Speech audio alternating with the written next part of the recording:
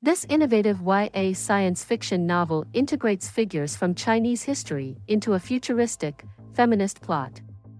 18-year-old Zetian, based on Empress Regnant Wu, the only woman ever to rule China, plans to avenge her sister's death. She volunteers to become the concubine-pilot to the man who killed her sister in the hopes of assassinating him. Pilots defend Huaxia from aliens by using giant robots called Chrysalises. Psychic energy powers these robots. Male pilots channel the concubine woman pilot's psychic energy to battle the aliens, and sometimes those women pilots die in the process.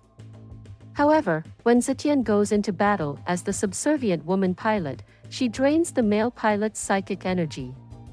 She emerges from the chrysalis as the Iron Widow, a woman who can suck the psychic powers of men and steer the chrysalis herself. Officials try to force her into compliance by pairing her with the strongest male pilot, but Zetian refuses to be a tool for any man. The Tenseret series combines all four of Neil Yang's expertly crafted silkpunk novellas. In this world, children decide their gender and, until they make a decision, use they/them pronouns. The first two novellas follow twins Mikoya and Akiha. As children, their mother, the protector, sold them to the Grand Monastery, where they are raised. While there, Mikoya, who decides she's female, discovers a talent for prophecy, while Akiha, who decides he's male, learns to read people and their political maneuvering. Fed up with his mother, Akiha leaves the monastery and joins the rebels, but in doing so he leaves his sister behind. Meanwhile, Mikoya, disturbed by how her prophecies never seem to affect the future, abandons her husband and the monastery in search of the Naga that killed her child. The last two novellas focus on political threats to the protectorate. This delightful mix of fantasy and science fiction set among the classical violin scene revolves around three main characters.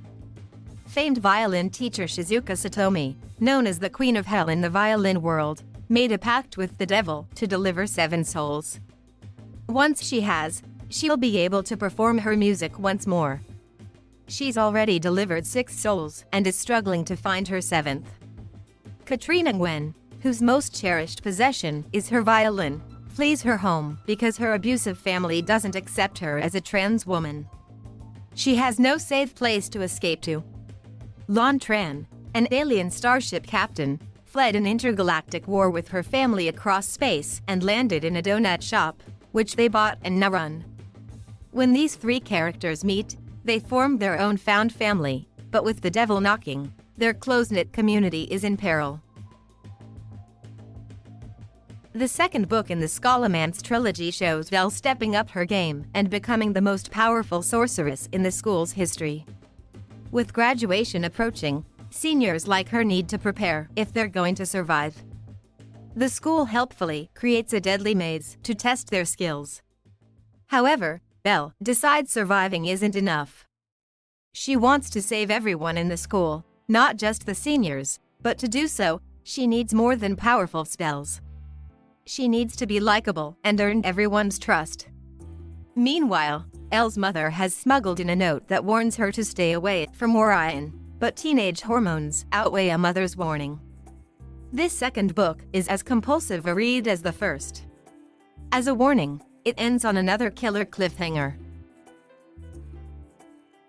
This slim, literary dystopia explores a mother and daughter's relationship in a setting ravaged by climate change. Reed and her mother live on a college campus in Alberta that has been transformed into a tight-knit community. In a future without electricity, running water, or refrigeration, they have little ability to contact anyone outside their own village. Both Reed and her mother have been infected by a parasite called CAD, which invades bodies and can even control the host's thoughts. When Reed receives a letter informing her she's received a full scholarship to attend a university within a dome, she's at first ecstatic for the chance to escape. However, her mother's guilt trips and constant gaslighting have her questioning whether she should go, or even if the university is real.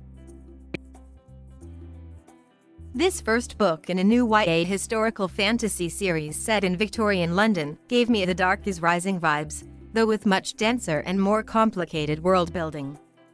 When Will Kempen's mother died, she told him to run, and he's been on the run ever since. He's captured by a group of men who serve Simon, a wealthy aristocrat who seeks to resurrect the Dark King along with his evil magic. A secret society called the Stewards serves the light and helps keep Simon and his men from unearthing dangerous artifacts. Meanwhile, teenager Violet longs to one day join her brother Tom in becoming one of Simon's chosen underlings. However, when the Stewards attack Tom's ship, she discovers Will in chains below and watches as he saves everyone on the ship from a sword's evil magic the fight accidentally unleashed. She decides to save Will and the two escape with the Stewards. When Violet hears her father say he brought her from India to England merely for Tom to kill her, she decides to switch sides. Both she and Will begin training with the Stewards in the hope of stopping the rise of the Dark King. Unit 4, a biological robot, awakens into war. Hours after its birth, Unit 4's handler sends it out to fight an enemy spaceship set upon destroying Earth and all who live there. Or at least that's what Unit 4 has been programmed to believe.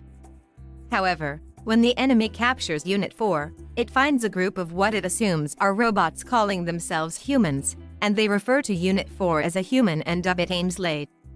As Aimsley attempts to sabotage the humans, it uncovers more and more information, leading it to doubt its programming. This character-centered sci-fi about found family and indoctrination combines thought-provoking concepts with action.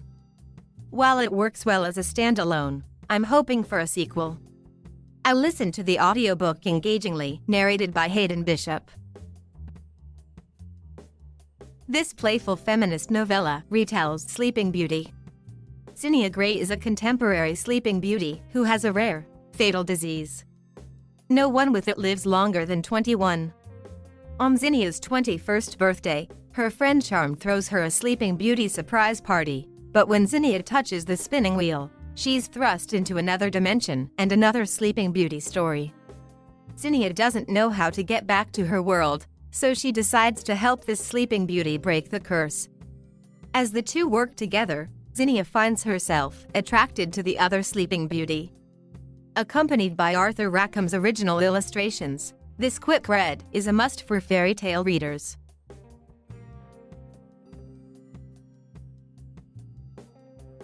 Thank you for watching. Please subscribe